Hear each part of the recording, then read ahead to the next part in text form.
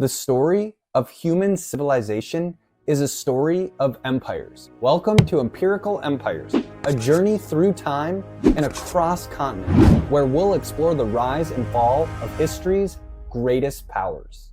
My name is Jay Glover, and in this series, we're going to explore how empires have shaped our world.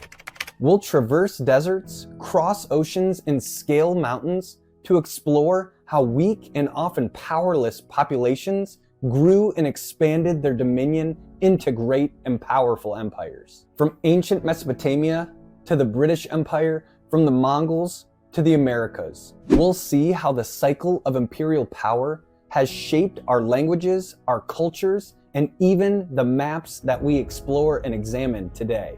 And we'll also apply a consistent model of how empires grow and expand and ultimately explode onto the scene before imploding into the dustbin of history. But first, what makes an empire? Is it just about conquering land and subjugating people?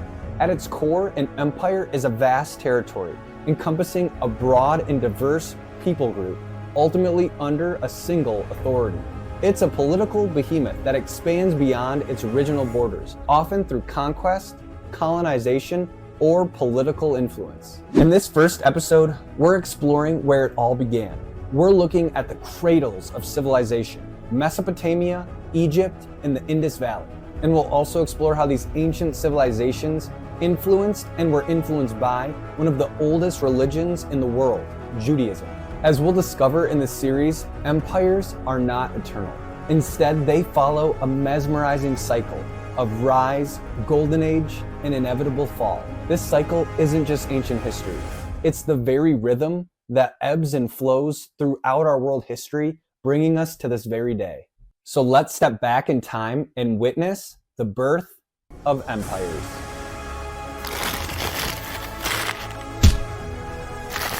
Mesopotamia, called the cradle of civilization, is found between the Tigris and Euphrates River, located in modern-day Iraq. This region saw the birth of the first cities in 3500 BCE. The Sumerians were the first people to establish what are called city-states located at Ur and Uruk. They developed cuneiform, which is one of the earliest known forms of writing, which revolutionized record-keeping and communication. The Sumerians also made advances in mathematics, astronomy, and architecture, building great ziggurats to honor their gods. However, it was Sargon of Akkad who truly turned Mesopotamia into an empire around 2334 BCE. According to legend, Sargon was born in secret and set adrift in a basket in the Euphrates River, much like the story of Moses. If you want to understand the military prowess of Sargon of Akkad, we can look to an inscription which is attributed to him, which states, "In my old age, 5,400 warriors ate bread daily before me. Whoever destroys this inscription, may Anu and Enlil break his scepter and overturn his throne." Who are Anu and Enlil? Who cares? That quote is tough, and it highlights his military might as well as the desire for him to leave a lasting legacy, which is a common trait of empire builders across time. The Akkadian Empire was followed up by the Babylonian Empire, which was ruled by Hammurabi and reached its peak at around 1750 BCE. Hammurabi's famous legal code, one of the oldest known written legal systems, demonstrates the advancements within society within Mesopotamia. The Neo-Assyrian Empire, neo meaning new or revived, was known for its military might and dominated the region between around 900 BCE and 600 BCE. For instance, in 689 BCE, the city of Babylon faced its greatest threat, Sennacherib, king of the Neo-Assyrian Empire. Leading what seemed like an unstoppable army, Sennacherib tore through Babylon's legendary defenses. However, Babylon would have its revenge. It would replace the Neo-Assyrian Empire with the Neo-Babylonian Empire, known for wonders like the Hanging Gardens of Babylon.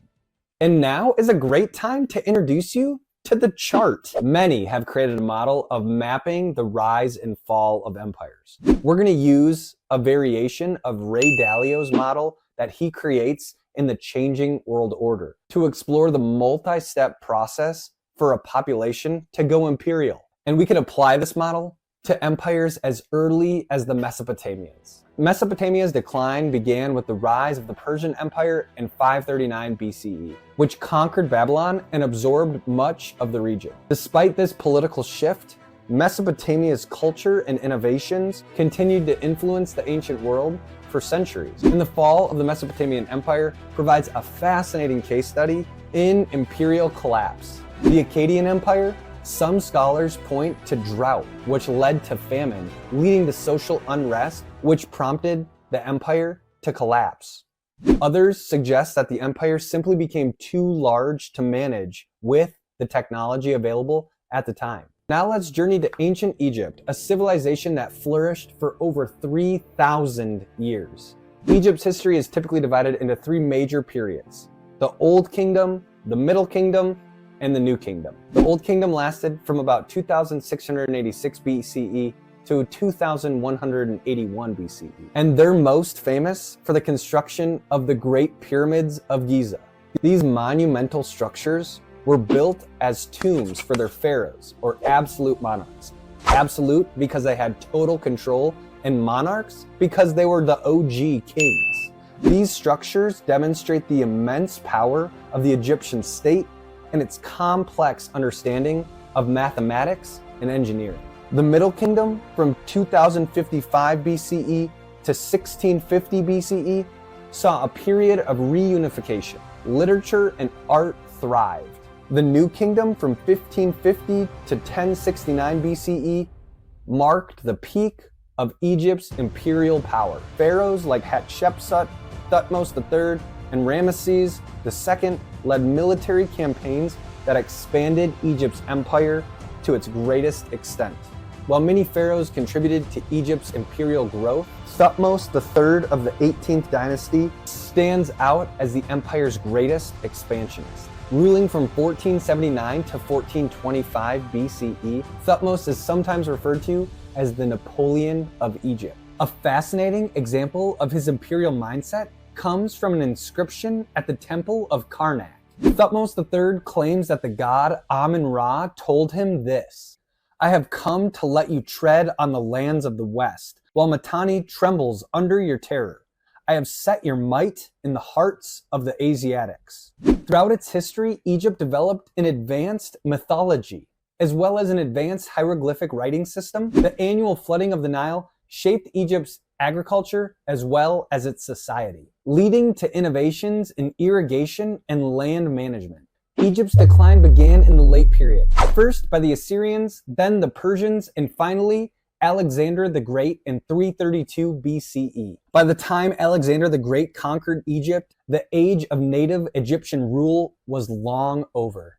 Moving east, we come to the Indus Valley region, also known as the Harappan civilization. This society flourished in the northwestern regions of South Asia from about 330 to 1300 BCE.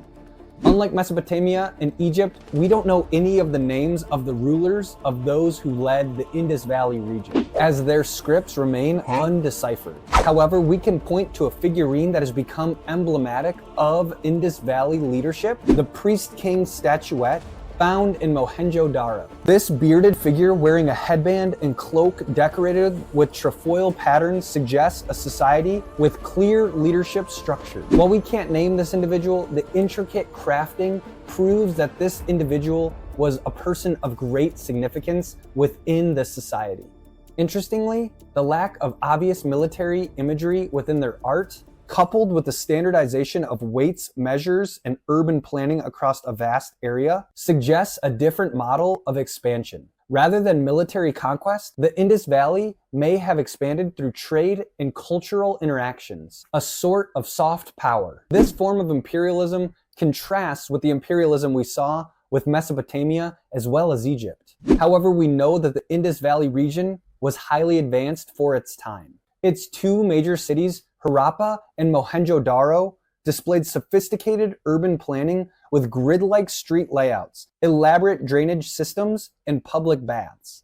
The Indus people developed a form of writing that is still undeciphered to this very day. They also maintained a standardized system of weights that allowed them to trade with empires and civilizations beyond their region. Agriculture was the backbone of the Indus economy, with wheat, barley, and cotton being major crops. They also domesticated animals like cattle, sheep, and goats. The exact reason for its downfall are still debated, but theories include climate change, tectonic events altering river courses, and the arrival of the Indo-Aryan peoples. These newcomers brought with them the seeds of Sanskrit, revolutionary bronze weaponry, and the thundering hooves of war chariots. Finally, it wouldn't be ancient history if we didn't discuss religions. The religion Judaism is deeply connected to Mesopotamia. Judaism is one of the world's oldest monotheistic religions, with a history spanning over 3,000 years. At its core, Judaism is a belief in a single God who revealed himself to his prophet Abraham. The central religious text is the Torah, which forms the first 5 books of the Hebrew Bible. These texts contain religious laws and practices, as well as stories that intertwine themselves with the history of Mesopotamia. According to biblical tradition, Abraham, the patriarch of Judaism, came from the Mesopotamian city of Ur around 2000 BCE. This connection places the religion Judaism right in the midst of Mesopotamian history. A crucial period in Jewish history is the exile from Babylon in the 6th century BCE. After the Neo-Babylonian Empire conquered Judah in 586 BCE, many Jews were deported to Babylon. This exile had a profound impact on Jewish culture as well as the religion. It was during this time that many Jewish texts and practices were codified within the religion. The legacies of Mesopotamia, Egypt, and the Indus Valley still echo into our societies today. From the development of writing and urban planning to advances in science and law, these ancient civilizations or empires laid the foundations for how civilizations would expand throughout world history. Their collapses, each unique yet sharing common themes, offer valuable lessons in understanding the life cycle of an empire. The fall of these early civilizations reminds us of the fragility of even the world's greatest human constructions. But this is just the beginning of our journey into empirical empires. Thanks so much for watching. Once again, my name is Jay, and I so appreciate you tuning in. Make sure you like, subscribe, hit that little bell button so you know I'm coming next time. We are going to continue to explore the empires that shaped our world, and I don't want you to miss a single episode. Thanks again for watching. We'll see you guys next time on What They Teach You in High School, Empirical Empires. Peace.